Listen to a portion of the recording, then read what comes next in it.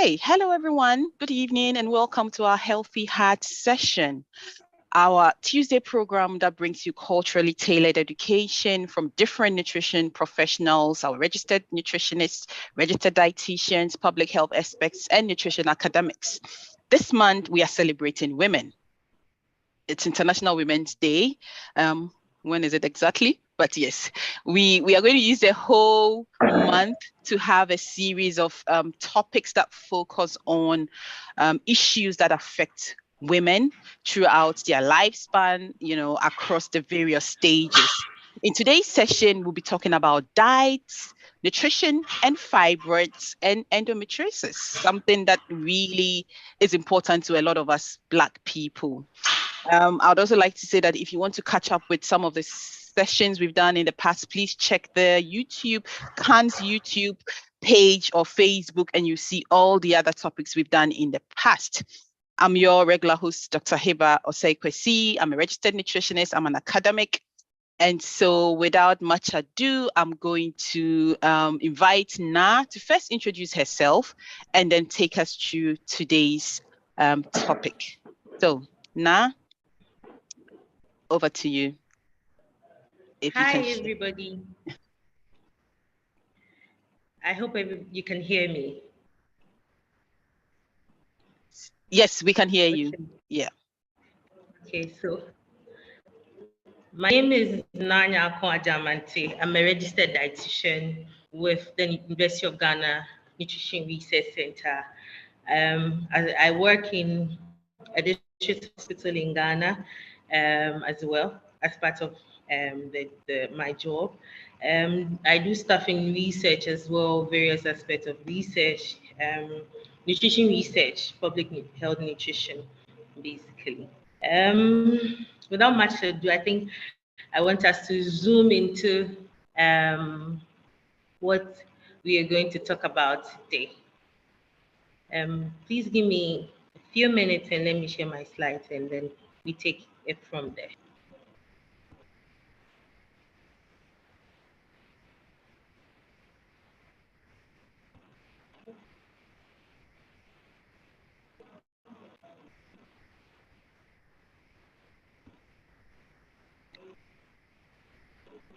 I hope everyone can see my slide. It's coming up. Yes, we can now. Yeah. Okay. So I believe that. Do you want to put it on presenter mode? Yes, I would. Okay. I will all right. Back. Okay. Okay. Is it back? Not yet. Okay. It's there, but it's not on. Okay. Yeah. Is it on presenter mode now? No. Okay. Not yet. Otherwise, we can still manage with this if. Okay. Let me close it.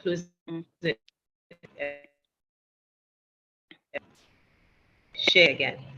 Okay. Otherwise, don't worry. I'm sharing again. Okay.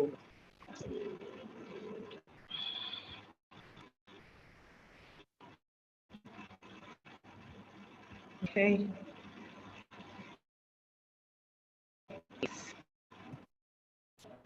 You can see it now. It's coming up. Taking some time. Yeah. Okay. Is it on now? No, but now it's fine. We still can see, so it's okay. It's all right. Okay. Yeah. So, just as Heba said, today we are going to talk about fibroids, endometriosis, and nutrition. A few days ago, there was a physician to talk about, or a gynecologist to talk about fibroids and endometriosis.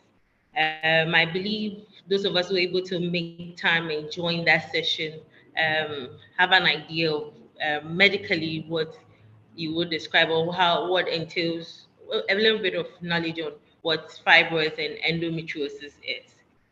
So for you are breast. However, I don't know, I'm not sure if everybody joined. So I will still want us to look at still a bit about it before I zoom into it, serving as a recap for those who were able to join, and for those who were not able to join, and we to catch up.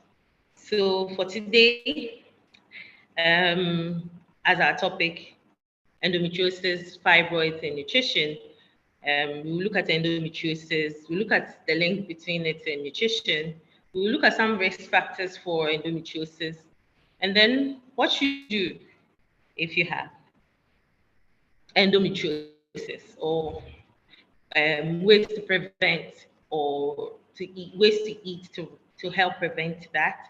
How should you do it? And then what things that you want to limit or avoid in terms of endometriosis.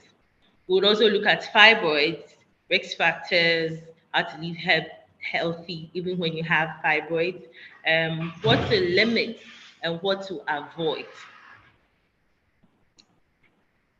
Endometriosis is a chronic inflammatory, non-cancerous condition where endometrial cells. Yes. Sorry, can I interrupt you? So I've had a request that they want it on the presenter mode. So if you want, I could just share from my screen and you just tell me to go to the next slide and I'll do that for you, just so that it's large enough for people to see. Yeah.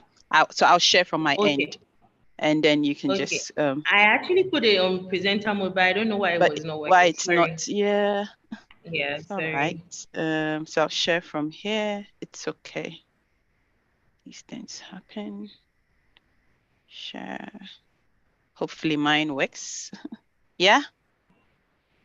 Has it worked? Okay. All right. Yes, it has. Okay. Give me a second. Okay.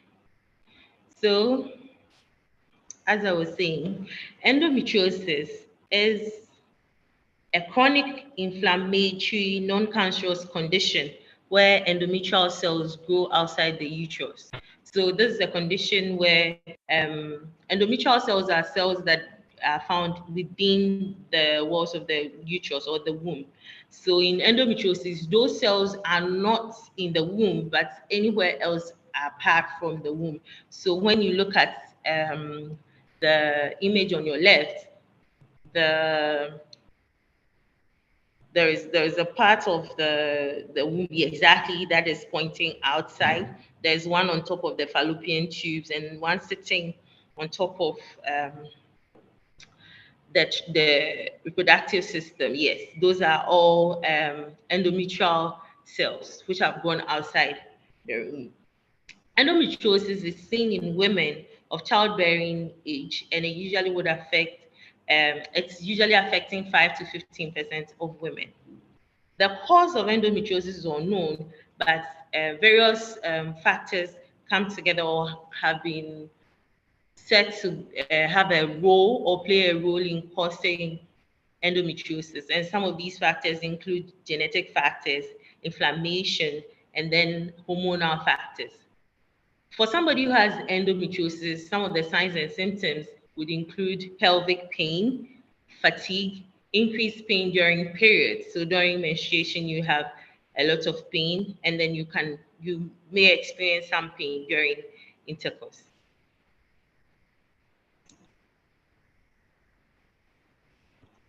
Now,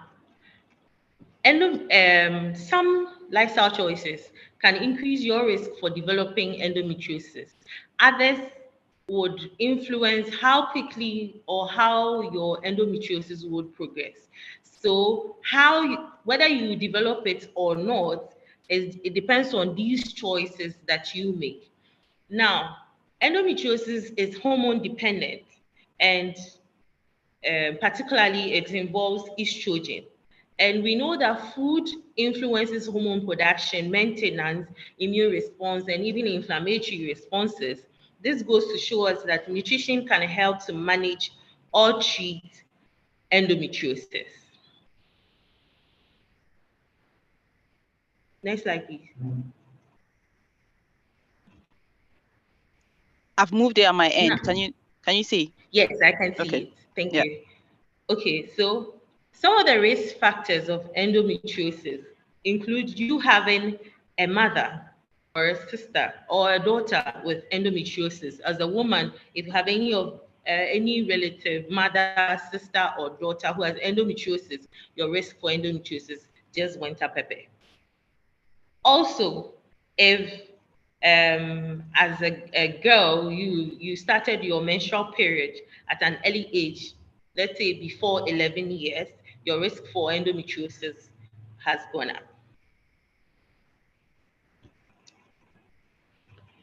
If you have a short menstrual cycle where it is less than 27 days, your risk for endometriosis is also high.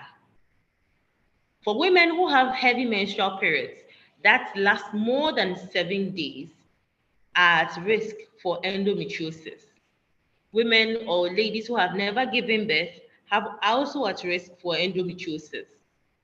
In our attempt to want to have a particular figure or a particular body fat or stuff like that to look skinny or have a particular shape, risk for endometriosis goes up because studies have shown that having a very lean body mass or a low body fat would increase a woman's risk for endometriosis.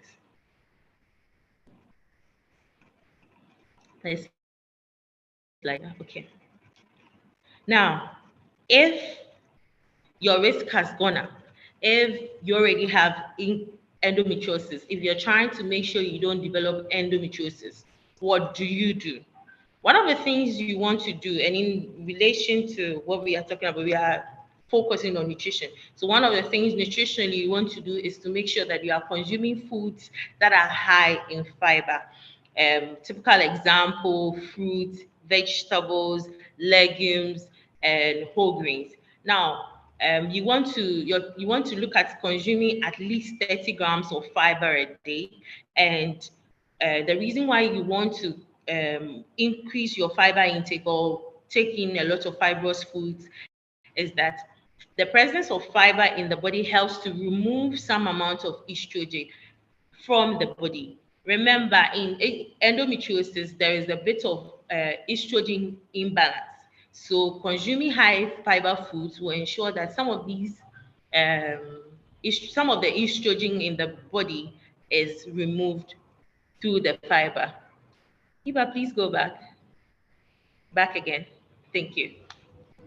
No, no, yeah, fine. Also, iron-rich foods such as dark leafy vegetables or dark leafy greens, your broccoli, your eggs, your fish, beans, etc. All these are rich in iron. Why would you want to consume it? You want to consume it because, especially in the case of endometriosis, there is some heavy bleeding. And when you are bleeding heavily, you are losing iron. So as a way of helping to replace the iron and ensure that you don't become anemic or ensure that you don't become extremely anemic, help maintain your hemoglobin status, you want to eat iron-rich foods. And these are some of the good sources of iron. Now, your fruits and vegetables that was mentioned earlier on, which forms part of the foods that are high in fiber, are also good sources of some vitamins and minerals, which will also help ensure that your hemoglobin levels are maintained or are at the right levels.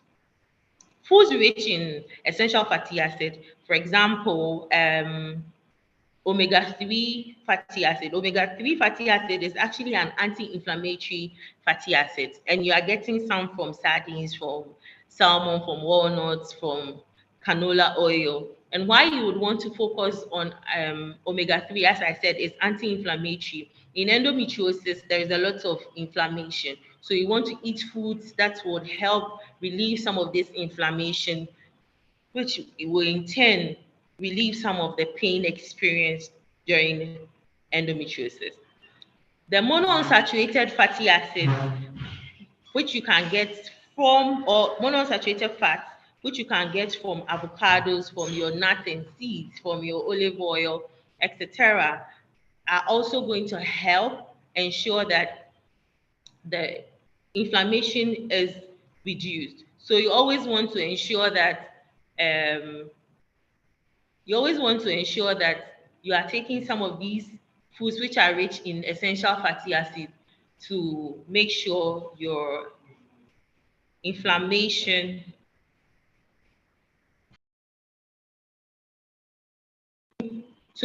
that inflammation is reduced in the condition. Hiba, please, the next slide.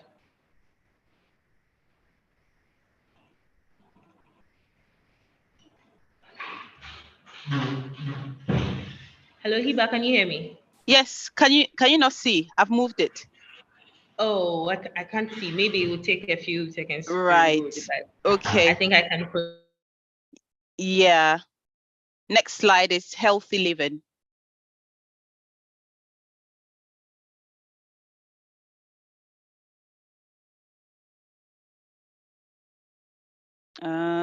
Apologies, we are having some technical challenges again.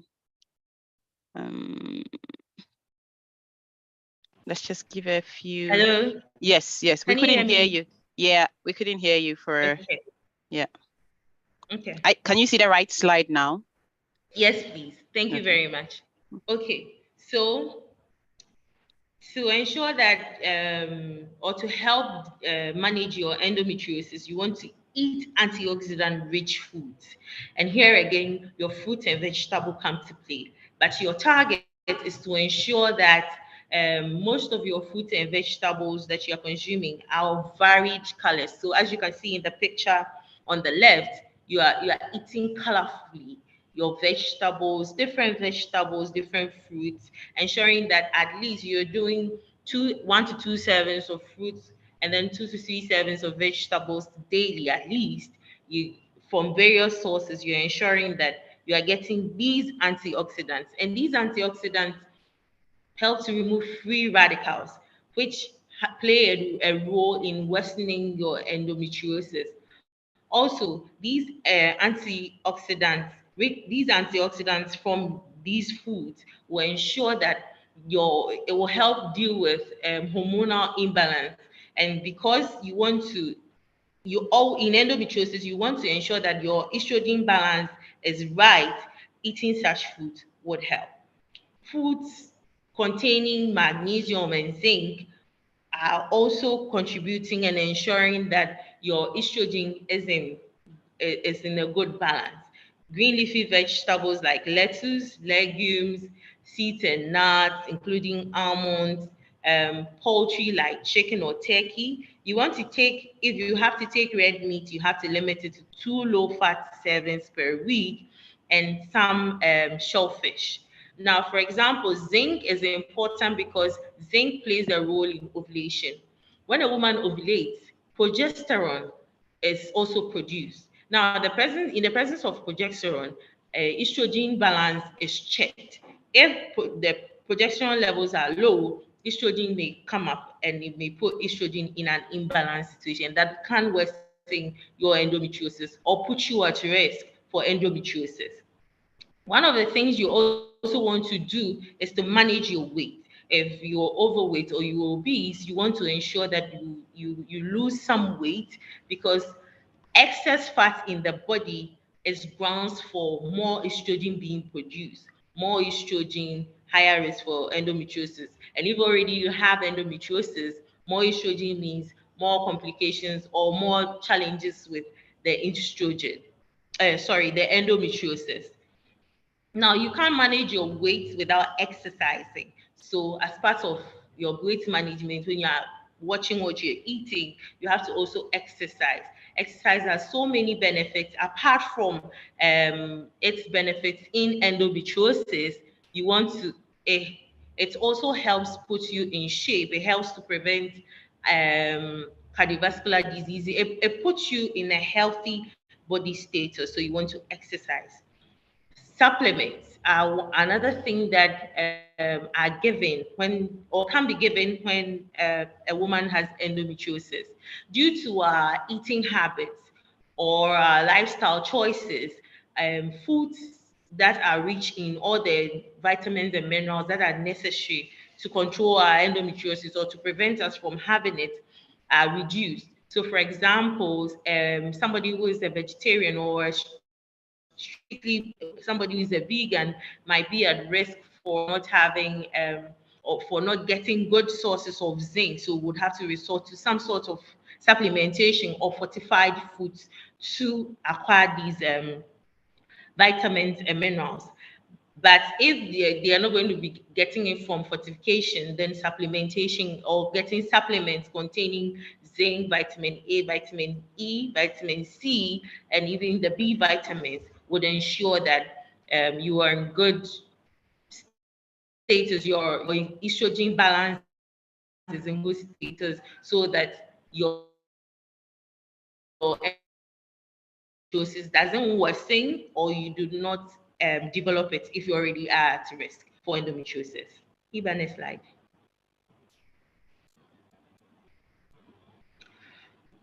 What to avoid, what to limit. Now we've looked at what we should do, what should we not do, or what are we to reduce. One of the things you want to reduce or completely avoid is alcohol. If you cannot completely avoid the alcohol and you have to do it, you have to do 1 or 2 drinks per week. Why are you supposed to limit it? Why are you avoiding it? Alcohol can actually worsen endometriosis symptoms. You can have more pain, you can have more bleeding and stuff like that. So you want to go off it or limit yourself to 1 or 2 drinks per week. Another thing you want to limit is your caffeine intake, and by extension, your main source would be your coffee. So you want to ensure that the amount of caffeine you are putting in your body daily is limited to or less than 400 milligrams per day. You could also go for decaffeinated coffee for as a choice if you really have to take something like that. Now, fat is one of the things that you want to limit or avoid. You may not be able to completely avoid it because of some things like fat soluble vitamins. You need at least a little bit of it in your body. So you want to limit it completely to ensure that you are not putting too much fat in your body. Remember, too much fat means that you are gaining more fat cells in your body. More fat cells in your body means more estrogen, because the presence of fat increases your estrogen levels. So you want to watch how much red meat you are eating, and then various sources of saturated fat, various sources of trans fat, various sources of polyunsaturated fats, as well as omega-6, because some of these things, for example, omega-6 would have an inflammatory effect, actually, just like the way omega-3 would have an anti-inflammatory effect, and so prevent or reduce inflammation. In the case of omega-6, there's going to be more inflammation. And more inflammation means more pain, more challenges with endometriosis. Processed foods is another thing you really want to limit, if possible, avoid. Because in processed foods, you have ingredients like sugar, you have saturated fat, you have trans fat. I've already talked about the more taking in more saturated fat and trans fat, the effect of it. Now, more sugar means more energy that, and in some cases, you may not need that amount of sugar, and more sugar in your body can be converted into fat. So once again, you are getting more fat than you need, and it would topple your estrogen balance. Sugary drinks, so you want to watch your sugary drinks, or you want to limit it or avoid it. Sugary drinks like fruit juices, not juices that's from the actual fruit that you have made yourself, something like a smoothie, or your own blended fruit that you have sieved to get the drink without the fiber. Not that one. These ones are the over-the-counter, the packaged food juices with concentrate and stuff like that. Those are the ones that we are talking about. Your sodas, your energy drinks, all these things are high in sugar. Now, if it's high in sugar, it means that it will increase your risk, or it can help promote inflammation. And so if it's promoting inflammation, it means it's worsening your endometriosis, and you wouldn't want that. that. So you want to cut back or reduce or avoid sugary drinks completely. I think about 2 years ago, there was a challenge. Usually on social media, there are various challenges. And one of the challenges I saw on social media is a sugar-free life. So they had taken out pastries, fruit drinks, anything that has added sugar. If you do have endometriosis, you want to practice such a challenge. Another thing that you want to limit or avoid, especially if you have your endometriosis is really serious, especially the symptoms are really bad, is gluten. You want to go off gluten. Anything with gluten in it, you want to go off it, because gluten has been linked with inflammation of the body. And then when there is a lot of inflammation, your endometriosis pain would worsen. So for women who have serious pain in their endometriosis, one of the things that is taken off or they are encouraged to go off is gluten to help deal with the pain. And research has actually shown that taking these women off gluten has helped deal with the symptoms of endometriosis. Another thing you want to limit is dairy foods. Most importantly, high fat dairy foods and their products. Aside from the fact that if it's high fat, you're getting more fat than you need, affecting your estrogen balance, you can also be at risk of a chemical called PCBS, polychlorinated biphenyl. And these chemicals, when they are in your body, they mimic estrogen. So in your body, you may not have more levels of estrogen, but these chemicals will also mimic estrogen, and so will put your estrogen balance it will put estrogen in an imbalance, and then can worsen your endometriosis for you. Next slide, please. So that's a bit about endometriosis, especially when it comes to what you need to do, what you need to eat.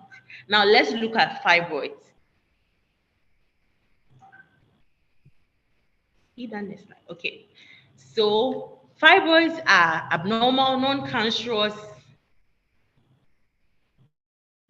growths that are made up of muscle and fibrous tissue around the uterus. So unlike endometriosis, where the non-cancerous cells are growing outside the uterus, in fibroids, they may grow in the uterus or around the uterus. So as seen in the picture on the left, you can see that there are different types of fibroids, and the most common one is called intramural fibroids, and they are found in the muscular wall of the uterus.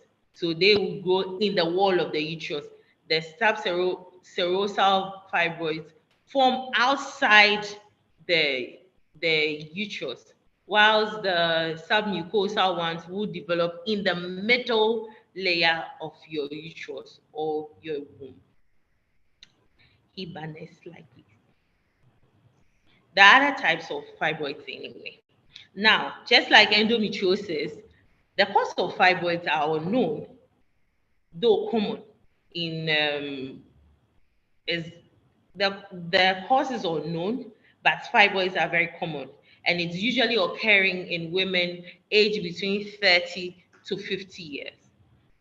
Now, when a woman experiences menopause, the chances of the fibroid increasing or being affected is low, because in menopause, estrogen levels drop. So it's not really a challenge during that time. It may be a challenge, but not really as much as for the childbearing age woman who has a lot of estrogen compared to the woman in menopause.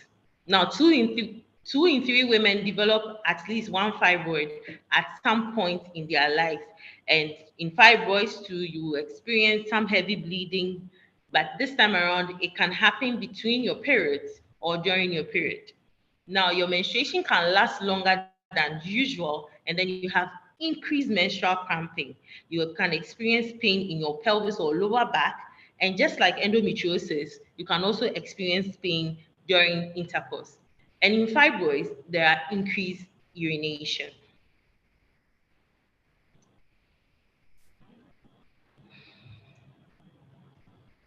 Now, obese women and overweight women are also at risk of having fibroids. So we are looking at some risk factors of fibroids. And one of the things is weight. If you're overweight, as we described, more fat cells in your body, high estrogen levels. High estrogen levels, you are at risk for fibroids.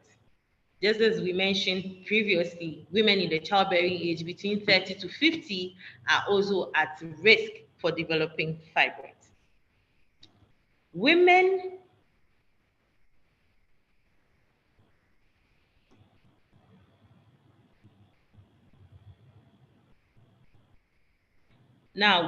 of African American descent are also at risk of developing fibroids, and their risk is even about 3 times more than women of other races. So just because you are an African American, your risk for fibroids have gone up.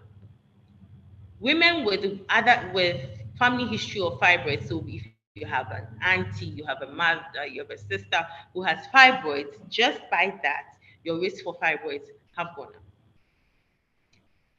If you experience menarche or your first period occurs before the age of 10, your risk for fibroids have also increased.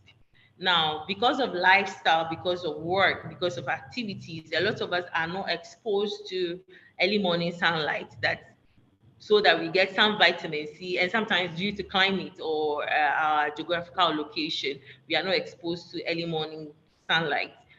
So some of us are already deficient by virtue of that. And then our food sources of vitamin D is also low. And so if you are not getting enough vitamin D from sunlight and your food sources of vitamin D is also low, then your risk for fibroids are also increasing.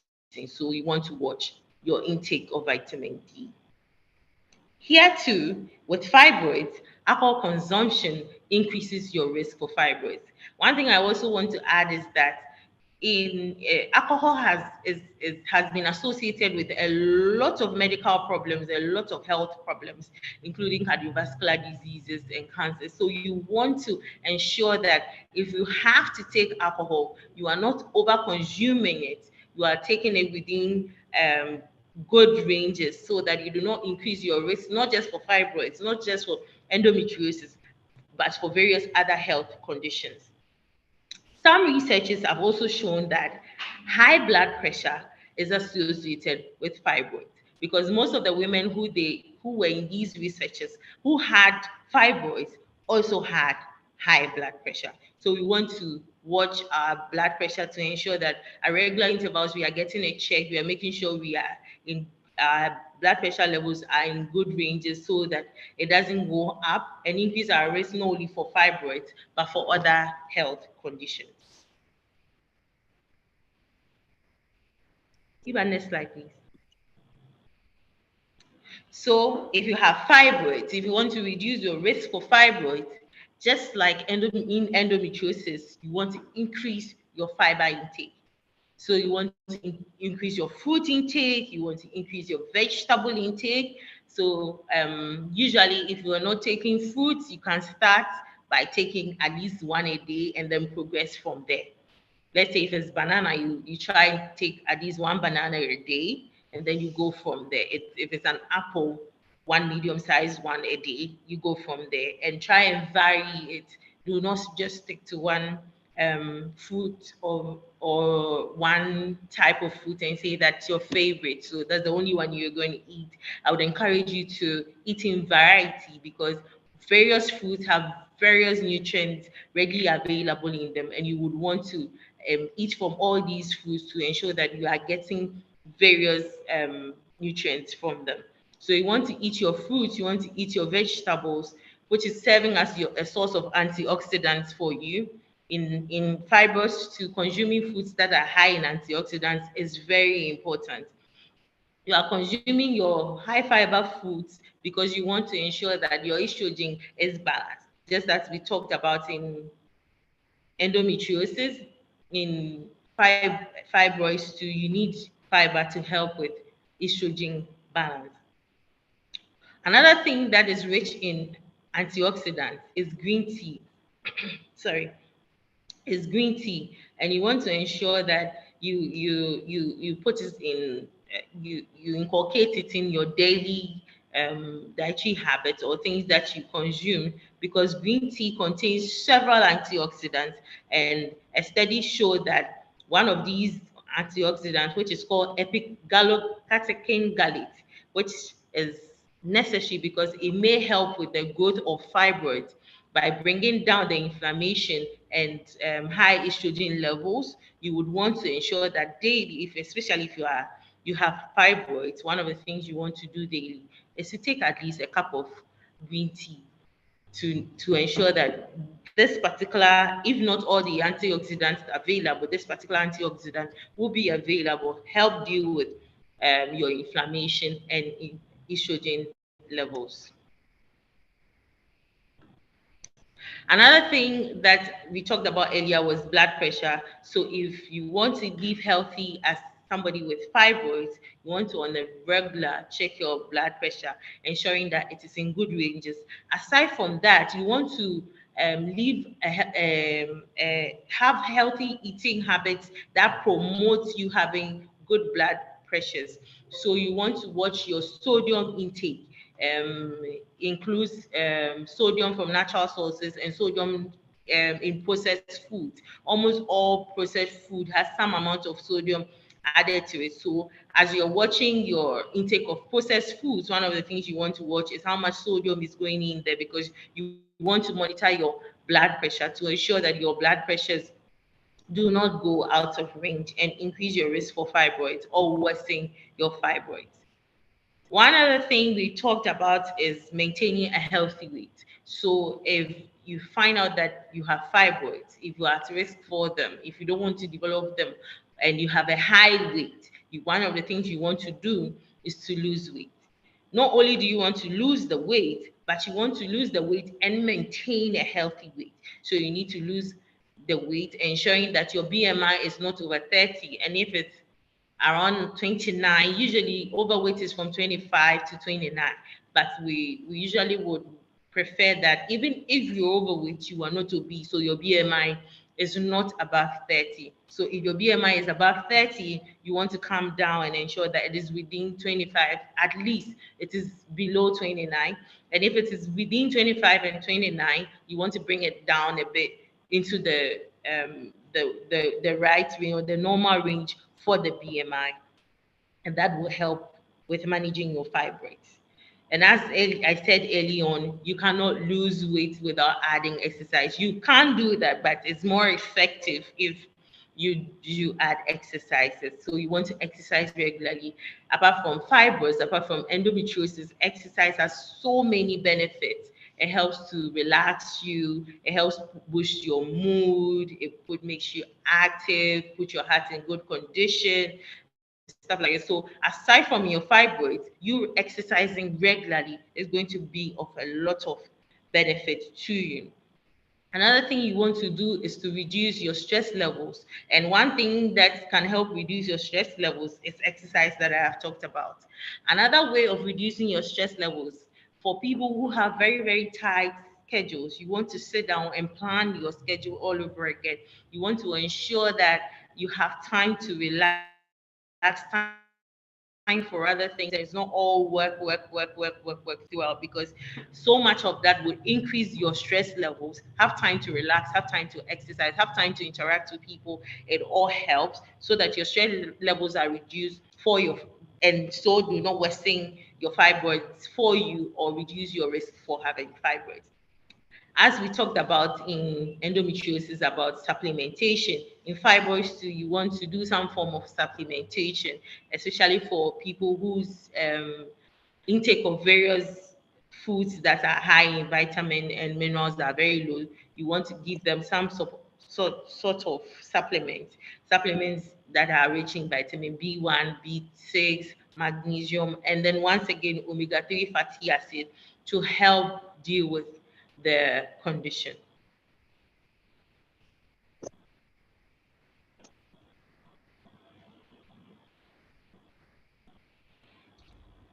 In fibroids, what do you want to limit? What do you want to avoid? As I encouraged when I talked about endometriosis, in fibroids too, I want to encourage that if you do have fibroids, you go off alcohol. But if you can't do that, the most you do is 1 or 2 drinks per week. Remember that overconsumption of alcohol can lead to inflammation of the body. And so it means that in your case, more inflammation with respect to your endometriosis, and then reduced immune function.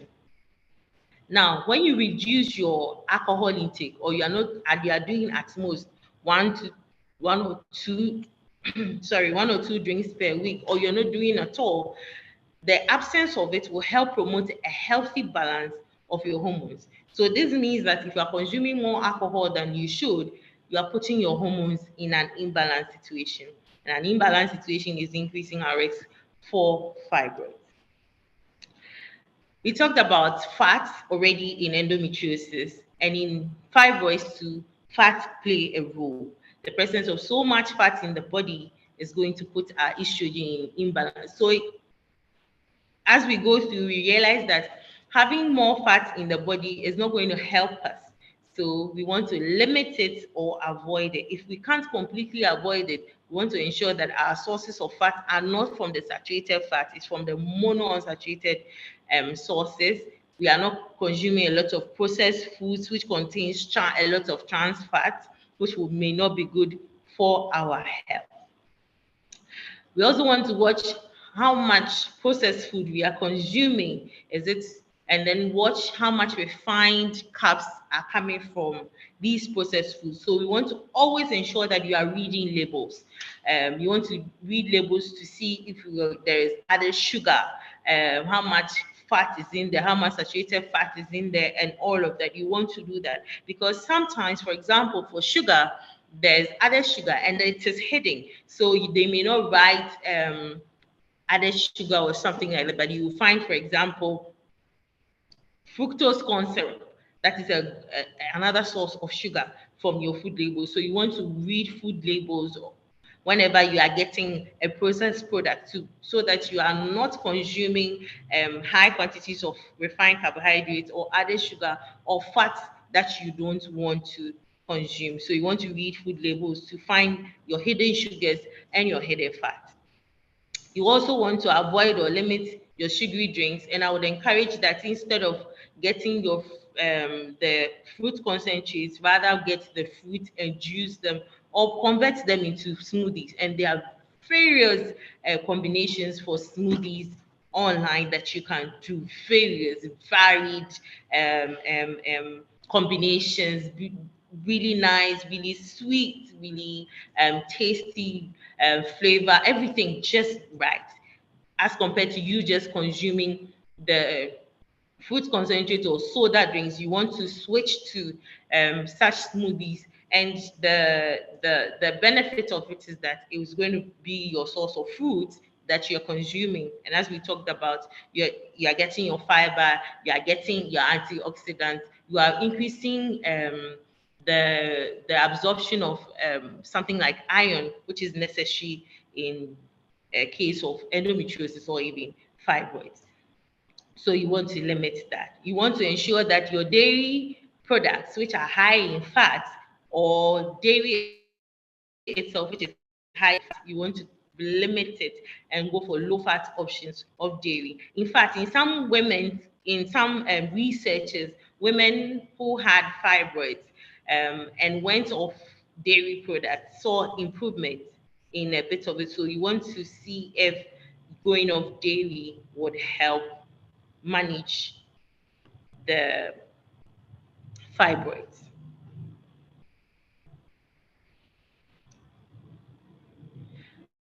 Another thing that you want to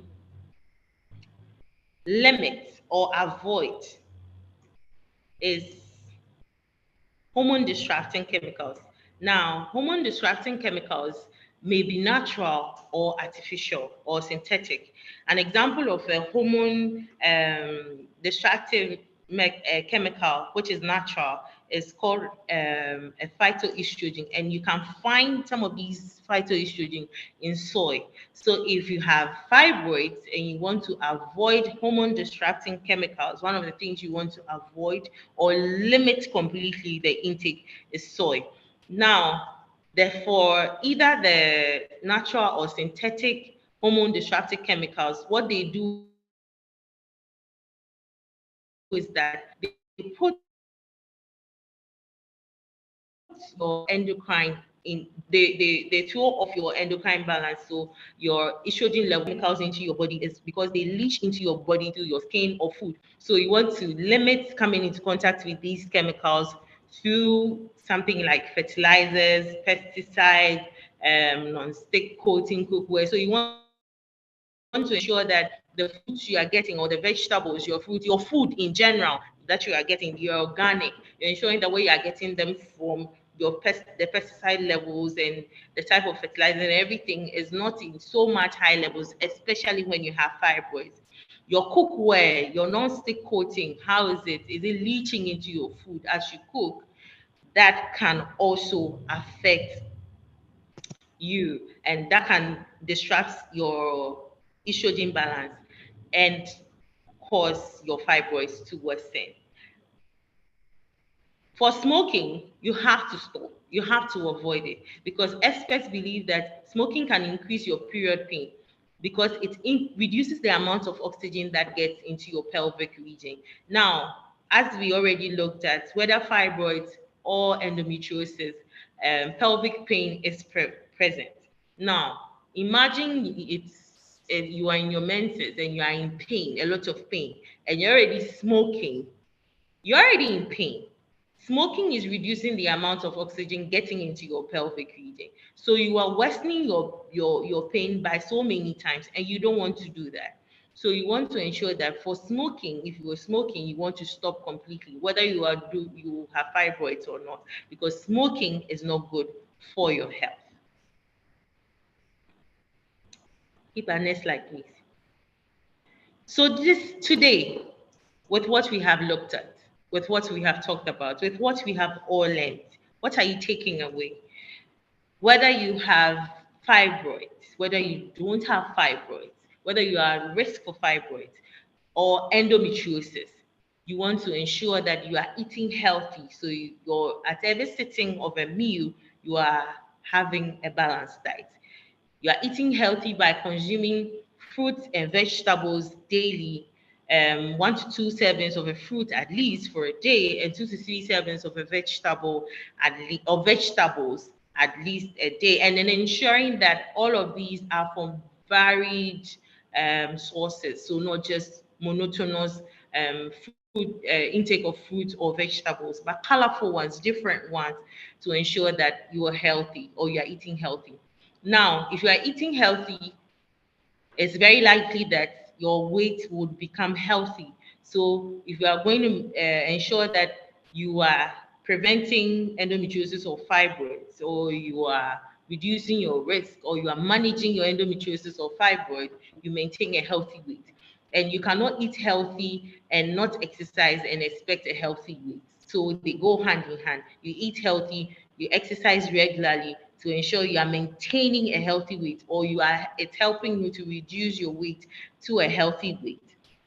You also want to read food labels, know what is in whichever food you are buying from the supermarkets or from the whatever thing you're taking. You want to look at what is in there before you consume it. You also want to ensure that you are buying your foods, especially your fruits and vegetables, from organic places that you know that these foods are organic, to ensure that you are not getting these pesticides or fertilizer or things that will not help with your hormonal balance. And then one thing I also encourage that whenever you are unwell, go to the hospital. So when you're having any of these things that we talked about, when you're having any of these signs and symptoms that we talked about, you want to go to the hospital. And remember that even though we have talked about what you're supposed to do in terms of nutrition, it is always good to go and see your dietitian so that you sit down and tailor a meal plan or a diet plan that can suit you as an individual. what might be fibroids, what might be okay for me may not necessarily help you completely. So you want to go see your dietitian. Apart from the general things that we have learned today, you want to go see your dietitian and get meals or your diet tailored for you so that you can help you manage your endometriosis or your fibroids. Thank you. Oops. Thank you so much, Na. Let me stop sharing. Unfortunately, we don't have a lot of time, but I would still give people the opportunity to ask 1 or 2 questions, and then we can conclude. Apologies, everyone. We had a technical challenge at the beginning, and so we couldn't start on time. That's why Na has looks like she's used all the time. So if anyone has any burning question, please go ahead before we conclude the session. If not, I think that was really, really a lot of information. Good thing that we have these recordings and we are going to get the slides as well. Okay, let's see. I see a comment. I'm vegan and consume mainly lentils and beans as a protein source. I also eat tofu. Are tofu and meat substitutes such as pea protein classified as processed foods? That's a very good question. So how are you getting your tofu? Are you buying it from the store? Is this something you're trying to make yourself? That is the best way to look at what you want to call processed or not. If you're not making it yourself and you are buying it, then you want to call it a processed food. Now, if it's a processed food, as you are buying it, every processed food comes with a food label. So you want to read your food label. What is in your tofu? What is in your meat substitute? That is very, very important. It might be a processed food, all right, but what is in it may not be a problem for you, especially if you have fibroids. So you may be able to go ahead and have them. Most importantly, read your label, know what is in there, and then you can make a decision on that. I think that was very comprehensive. Nicole, I hope that answers your question. Thank you so much, Na. Oh, yes, she says thank you. Unfortunately, we don't have enough time to take any more questions. I'll still encourage you to send your questions to, CAHN, Shekinah, if you can just put that email address in there. If there are still some questions or concerns, we would definitely address this, or we would invite Na to come back again and talk to us. Na, do you have any parting shot, one message you want people to take away? I know you did a whole slide, but any particular thing you want to say to the group today before I end the session? Yeah. Yes, as a dietitian, definitely eat healthy, stay healthy, and enjoy life. Enjoy life. Life is too short. Thank you very much. Exactly. If you look at a promotion, I asked this question about, is there a specific diet? So you'd realize from this presentation that there isn't a specific diet. It's all about healthy eating. But then it's important for you to understand the role of diet or nutrition on these conditions. And Na did a fantastic job explaining how fiber affects our hormone levels. She talked about green tea. She talked about so many things. So for anyone who missed the beginning of this presentation, I would encourage you to go back and watch the video, because then you get more insight into the specific roles of certain, nutrients and foods on these conditions. What would aggravate your condition? What will reduce your risk? As Black people, we already have a high risk and we can't do much about it. As you grow older, you have it, your risk increases, but we can do something about modifiable behaviors like our diet, like exercise, like smoking, and all the other stuff she talked about. So let's all try and adopt these healthy behaviors so we can reduce our risk or reduce the pain we go through when we have these conditions that we are living with. Now, thank you so much for this insightful presentation. I think people have learned a lot, and I would call on you another time for another important topic. Thank you, everyone, for joining. As she said, exercise is also really important. So please stay on and continue the session with Orlando. Thank you and have a good evening. Thank you, Hiba.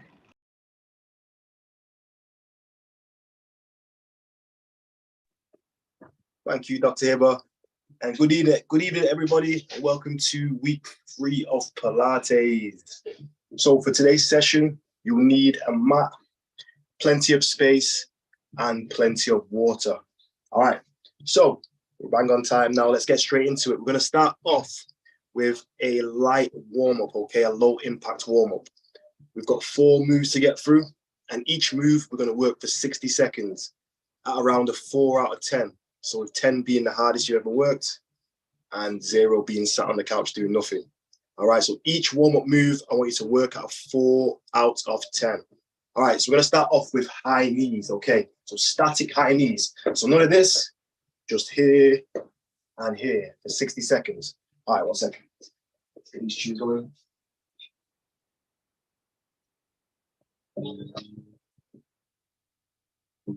So we got 60 seconds of low impact high knees. In 3, 2, 1, go.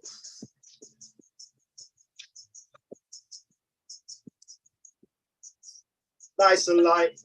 Bring the knees to the waist.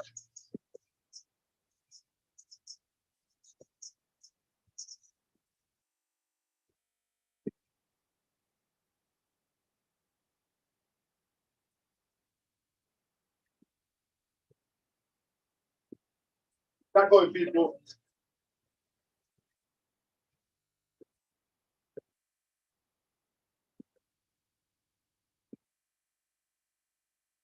Twenty seconds to go.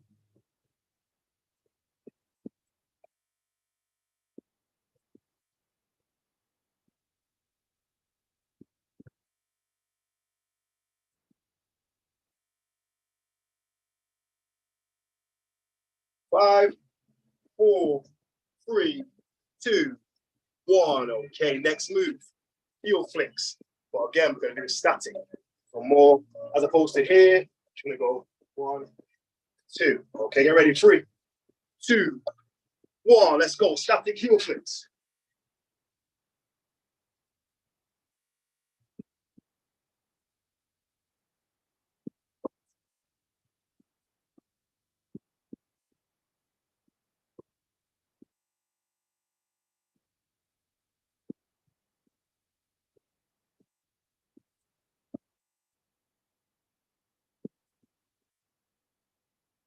Twenty seconds to go.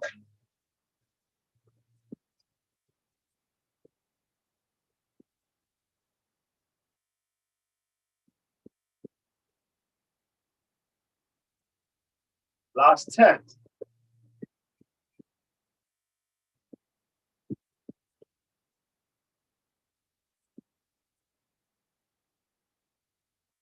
3, 2, 1. Okay. So next move, we've got arm rotations. We're going to go full arm circles, 15 seconds forward, 15 seconds back, and then change on the other arm. 15 seconds forward, 15 seconds back. Get ready. 3, 2, 1. Start on either arm.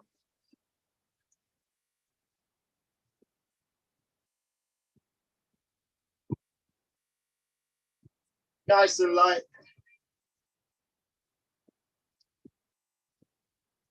And backwards.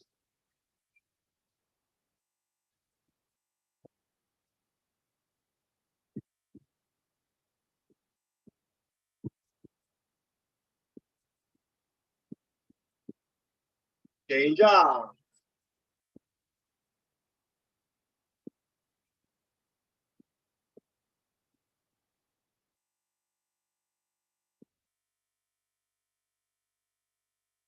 And backwards.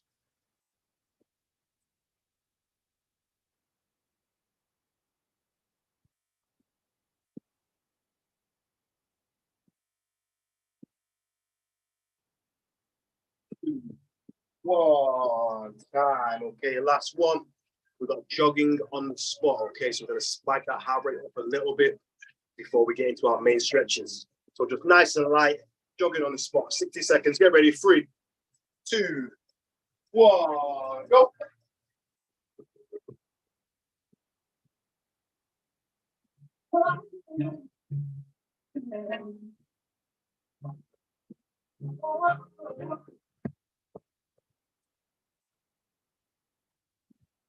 Nice and light. Small bounces on the toes.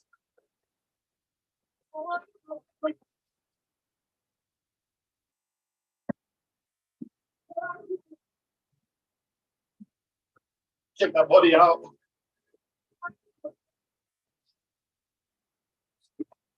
Twenty seconds.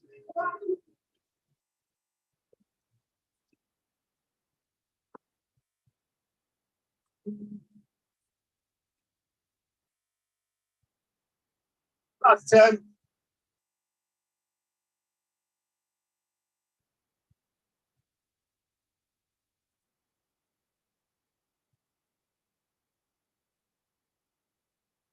Time, people, time. Okay, give yourself 20 seconds, get some water, take some deep breaths, and we're all to people. Well done.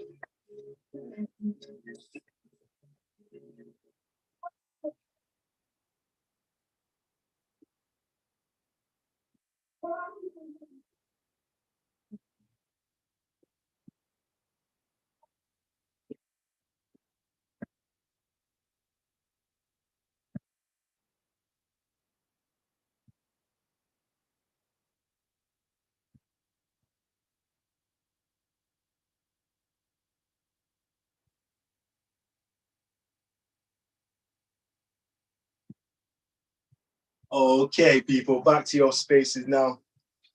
So, as in weeks 1 and 2, we're going to start the session. We've got one set of breath work, okay? So this is where we're going to work on our breath. We're trying to calm the body back down, make it pliable and ready to stretch. All right, so first set, we've got one set. It's going to be 3 seconds in, all through the nose. Then we're going to pause for 1 second, and then we're going to exhale for 3 seconds. So it's going to be for 3, hold for 1, and then out for 3. All right, we're going to go 60 seconds, and then we're going to go straight into our number 1 exercise, our first exercise, okay? Let's get ready, people. Stay actually right back.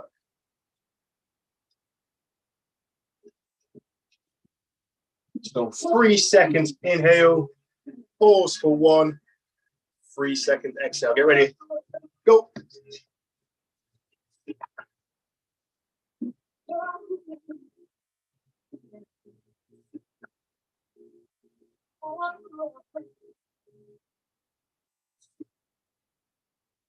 People clear the mind.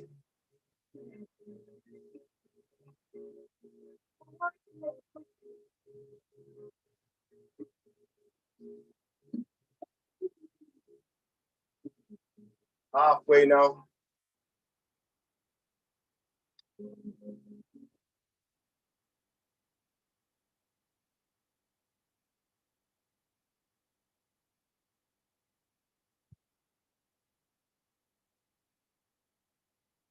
Ten seconds.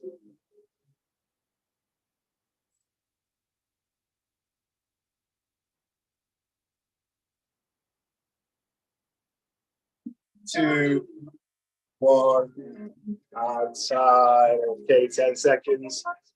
Wait back up.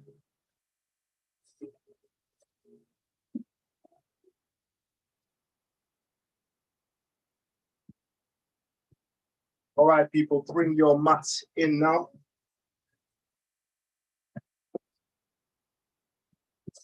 All right, people. So first set, we've got a press up hold to leg abduction. All right, so we're taking the leg away from the body. So watch me real quick. Yeah. Here's my press up hold here. Nice, strong, stable shoulders. Core locked in. But if you can see the back now, I'm going to abduct one leg nice and wide for 30 seconds. I'm going to hold there nice and strong. From there, I'm going to come back in, 10 seconds, and then we're going to change sides. So we'll go bam, left leg out. All right, so let me turn, I'll probably turn around for this one. This is a press up hold with leg abduction, 30 seconds per side. All right, people, let's get right into it. Let's get right into it.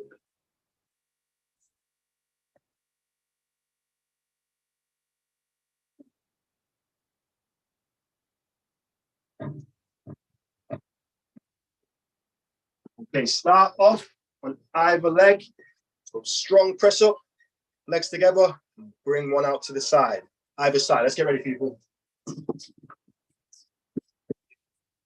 3, 2, 1, go.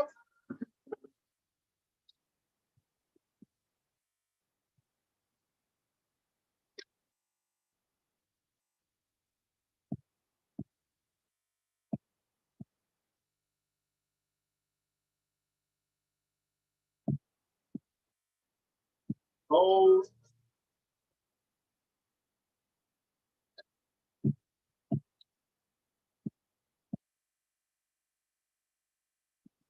2, 1, and down.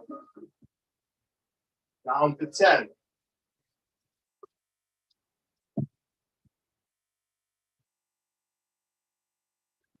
Get ready. Change legs. 3, 2, 1. Press up to leg abduction.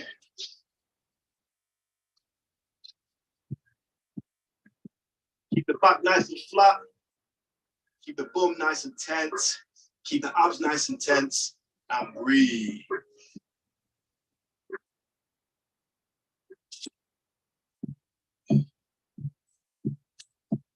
5, 4, 3, 2, 1. And down to your knees.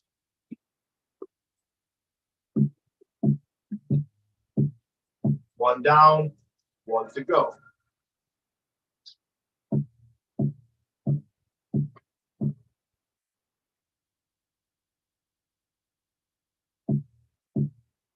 Ten seconds rest.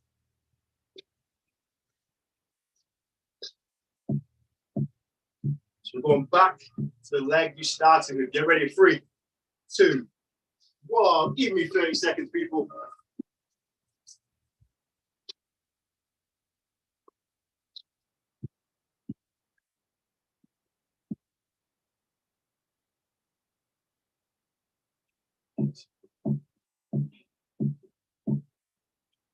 Oh, nice and strong.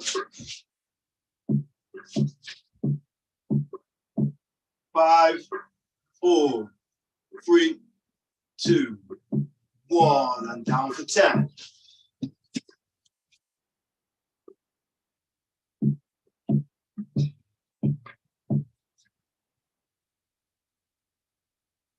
Okay, get ready. Opposite side in 3, 2, 1. Let's go.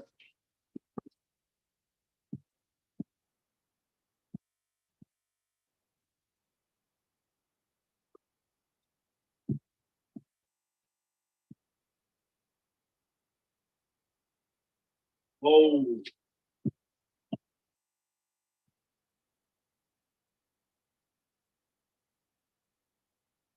5, 4, 3, 2, 1. Time, people. Well done. 20-second water break.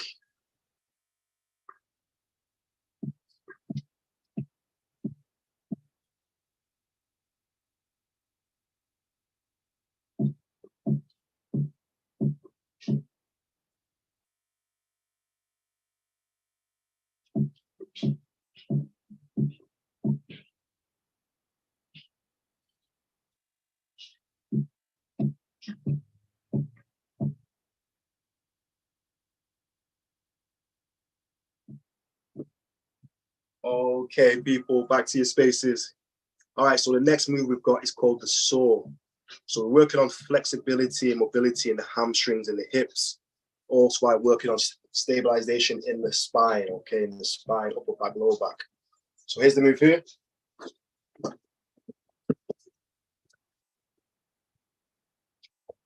We're gonna go legs out and as wide as you can. So as wide as you feel possible, okay?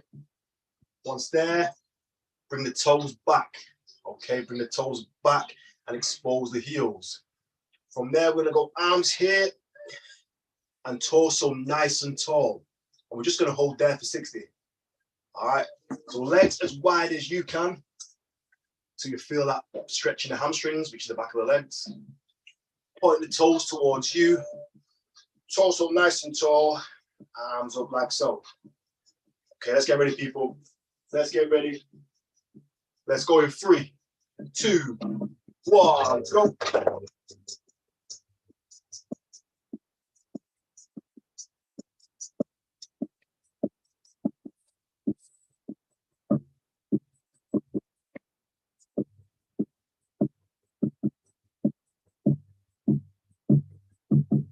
Got to breathe through the stretch.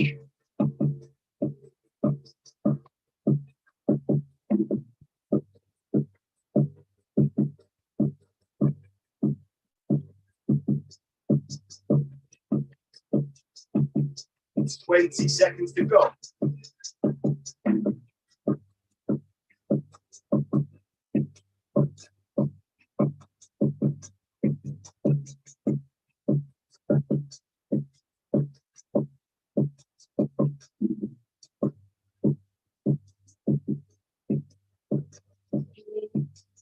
Three, two, one. And now rest, people. Legs back to the middle. Let them hamstrings reset.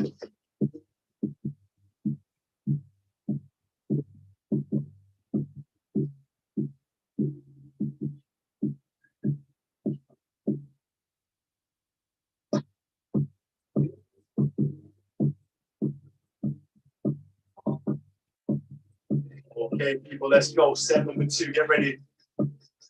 Get ready. 3, 2, 1. Let's go.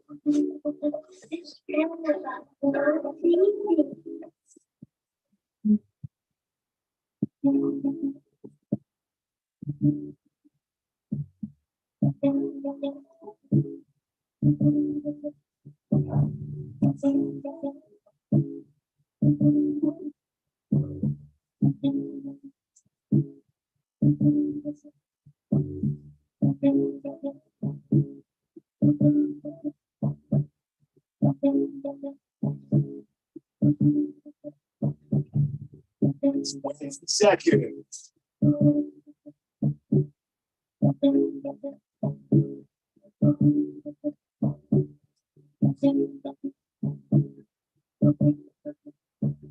Last 10.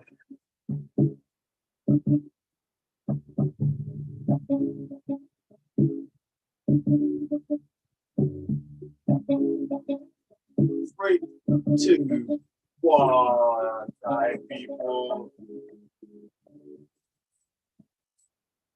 Take 20 seconds. Quick water break.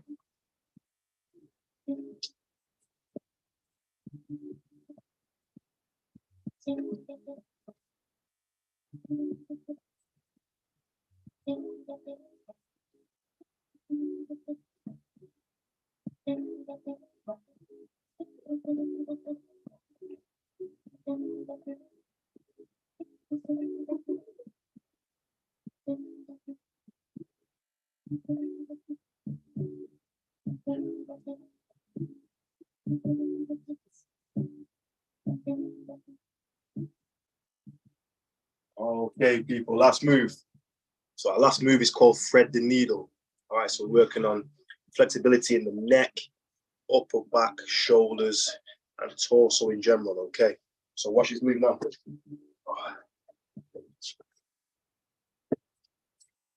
So we're gonna be on our knees here. So what we're gonna do, either side to start off with, we're gonna dip and try and get our shoulder to the mat. Okay, from there, we're gonna slide our hands right across in a horizontal line. So we're gonna be here. Okay, once the arm is out and the shoulder is to the ground, we're gonna hold right there. I'm gonna breathe through the stretch. Okay, so watch me here. We're here and we're breathing. We're breathing. Nice deep breaths. 3 seconds in, 3 seconds out. After 30 seconds, we'll come back to the middle for 10, and then we'll change sides. All right, people. Let's thread the needle. Let's thread the needle. Get ready. Let's start in.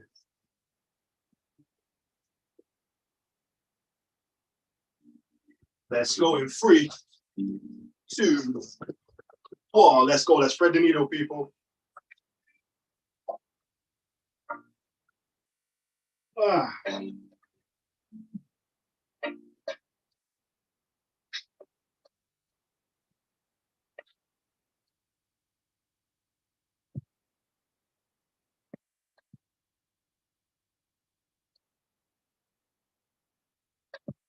Hold, people. 3, 2, 1. Back to the middle.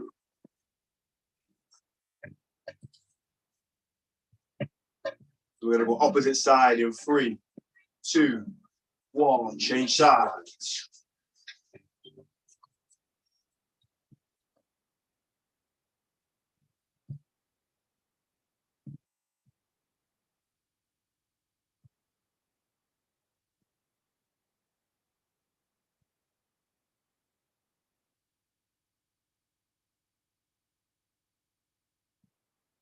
Ten seconds.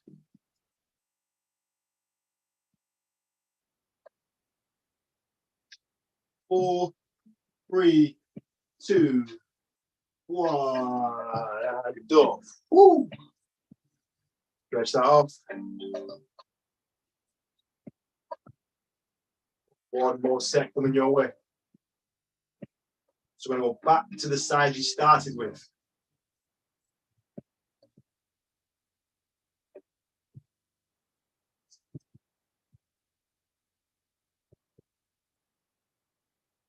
Okay, get ready, people. Last set coming up. Get ready. 3, 2, 1. Let's go.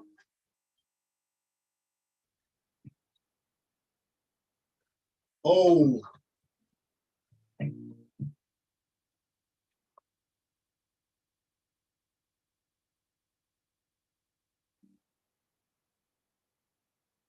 Hold.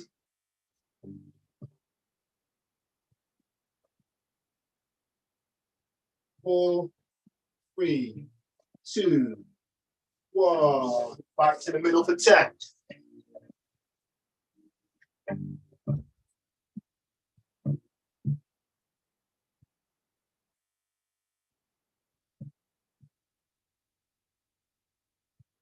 Let's move inside. Get ready. 3, 2, 1. Let's go.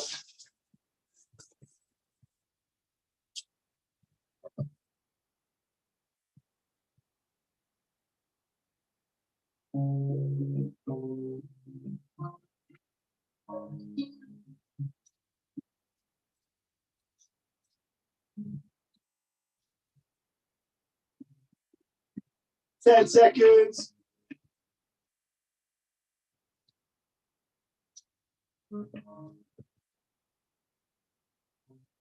2, 1. That's time, people. Well done. Whoa. Okay, people, put your mats away. We've got one set of breath work to finish. Take on some water. 15 seconds, people.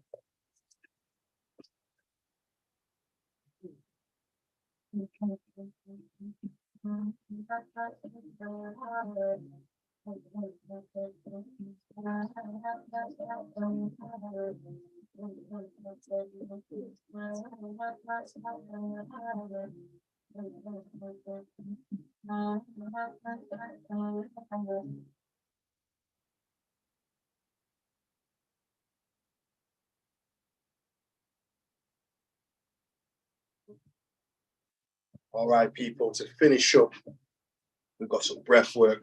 We're going to increase the exhale and the inhale time. Okay, so this time we're going to go 4 seconds in, no pause, 4 seconds out. Okay, we're going to continue that for 60 seconds to bring that body back to normal. All right, people, let's get ready. Let's get ready. In 3, 2, 1. Let's work on our breath work now, people.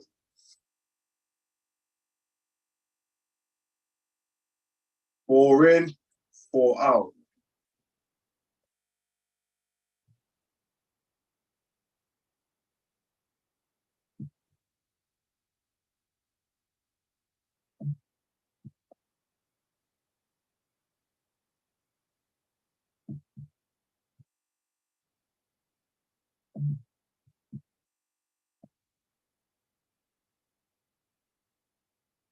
That's it, people. 20 seconds.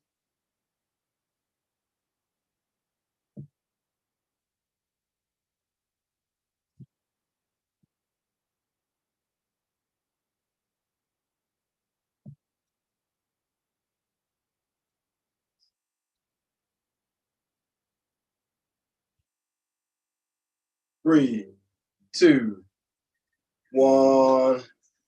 Well done, people. Shake that all off.